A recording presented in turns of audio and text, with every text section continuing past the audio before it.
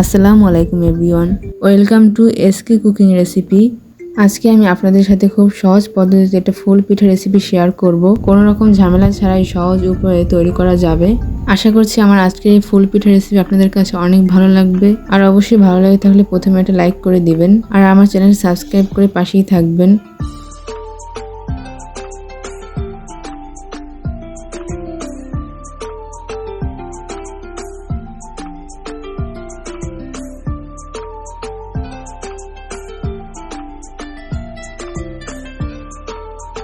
এবার আমি চলে যাচ্ছি মূল রেসিপিতে।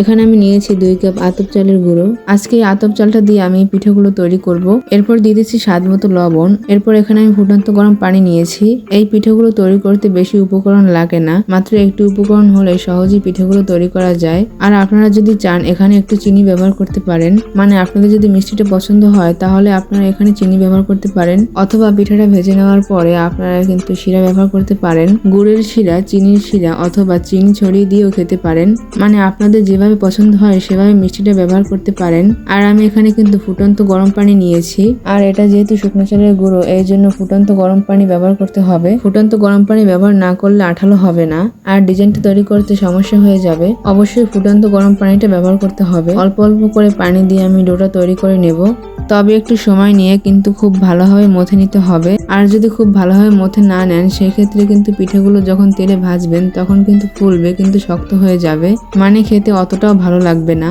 এখন আমি এখানে দিয়ে দিচ্ছি পিঙ্ক ফুড কালার। এখন সবকিছু খুব ভালোভাবে মিশিয়ে নিব।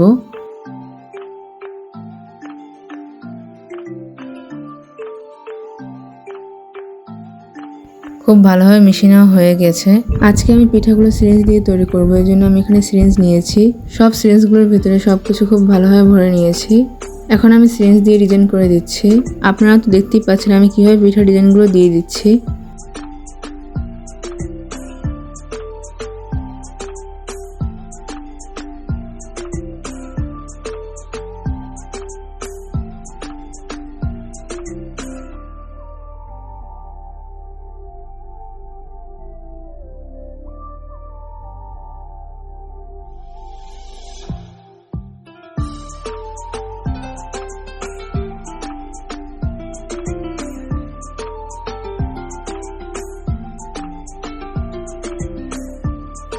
পিঠার ডিজাইনটা তৈরি করার জন্য এখানে কিন্তু আমি প্লাস্টিক ব্যবহার করব।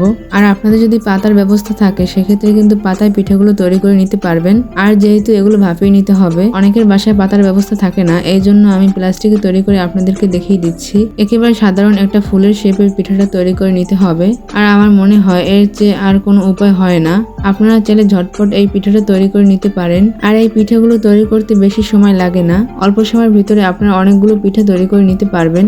এই পিঠাগুলো আমাদের কম বেশি অনেকেরই পছন্দ, তবে অনেকের ক্ষেত্রে পিঠা তৈরি করার সময় থাকে না। আপনারা চাইলে অল্প সময় এই শুকনো চালের পিঠাগুলো সহজেই তৈরি করে নিতে পারেন। আরও একটু বেশি করে তৈরি করে পুরো বছর সংরক্ষণ করে খেতে পারেন। আমি একেবারে সাধারণ ডিজাইন করে নিয়েছি। আপনারা চাইলে একবার দেখি সহজেই পিঠাটা তৈরি করে নিতে পারবেন।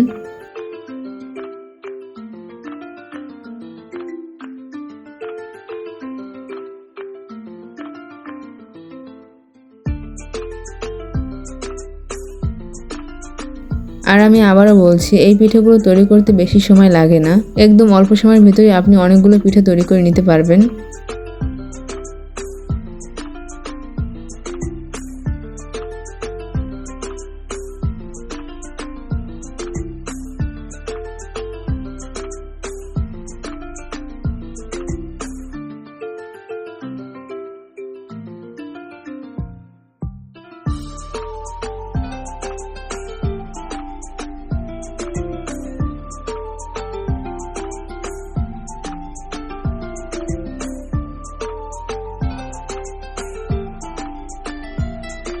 আপনারা তো দেখতেই পাচ্ছেন ঠিক একই রকম ভাবে আমি পিঠাগুলো তৈরি করে নিয়েছি।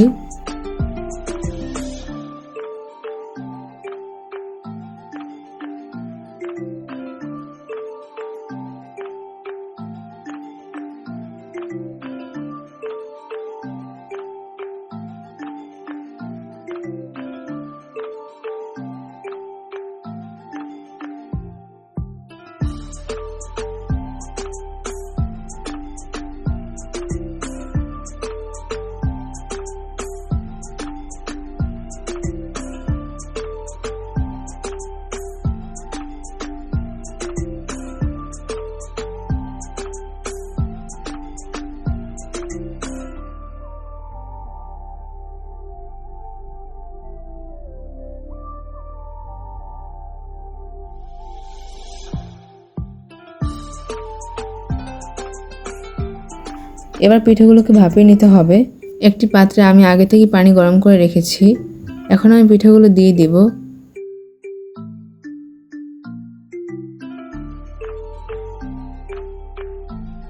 তবে পিঠেগুলো ভাপিয়ে নিতে বেশি সময় লাগবে না, 30 সেকেন্ডের মতো ভাপিয়ে নিলেই হয়ে যাবে। পিঠেগুলো আমি প্রায় 30 সেকেন্ডের মতো ভাপিয়ে নিলাম। আপনারা তো দেখতেই পাচ্ছেন, আমি এখন পিঠেগুলো উঠিয়ে নিব।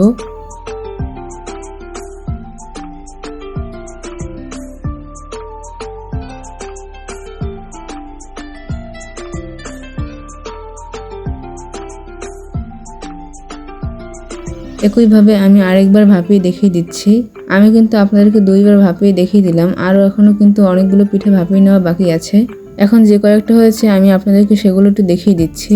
আর এই প্লাস্টিক থেকে তুলতে কিন্তু কোনো সমস্যা হয় না, খুব ইজিভাবে কিন্তু উঠে আসে। তবে হালকা একটু তেল মেখে নিতে হবে। তবে আপনারা যদি পাতা ব্যবহার করেন তবে সেক্ষেত্রেও সামান্য পরিমাণে একটু তেল দিতে হবে, অথবা প্লাস্টিক ব্যবহার করলেও তেল দিতে হবে। আর এগুলো এখন রোদে শুকাতে হবে। তবে আপনাদের যদি রোদের ব্যবস্থা না থাকে সেক্ষেত্রে চিন্তার কোনো কারণ নেই, হালকা আলো বাতাসের মধ্যে রাখলেও পিঠেগুলো শুকিয়ে যাবে, অথবা ফ্যানের নিচেও আপনারা শুকাতে পারেন। আর যদি রোদের ব্যবস্থা থাকে তাহলে কিন্তু খুব ভালো। এই পিঠেগুলো রোদে শুকাতে কিন্তু সময় লাগবে না, 1 থেকে 2 ঘন্টার মতো হলেই শুকিয়ে যাবে। আর এই পিঠেগুলো কিন্তু অনেক হালকা। আর এই পিঠেগুলো আমি এখন রোদে শুকিয়ে নিব। এখন আমার এই পিঠেগুলো রোদে শুকিয়ে নেওয়া হয়ে গেছে। এখন একটু আপনাদেরকে দেখিয়ে দিচ্ছি। আর আপনারা দেখতেই পাচ্ছেন এই পিঠেগুলো কিন্তু খুব ভালোভাবে শুকিয়ে গেছে, দেখতেও ভীষণ সুন্দর হয়েছে। এভাবে আপনারা দীর্ঘদিন পর্যন্ত সংরক্ষণ করে রাখতে পারবেন। আর যখন খেতে ইচ্ছে করবে তখন শুধু তেলে ভেজে আপনারা খেতে পারবেন। আর শিরা পছন্দ করলে যে কোনো শিরা, মানে আপনাদের পছন্দ মতো শিরাটা ব্যবহার করতে পারবেন, অথবা শুধু খেতে পারবেন। এবার আমি কিছু পিঠে তেলে ভেজে দেখিয়ে দিচ্ছি।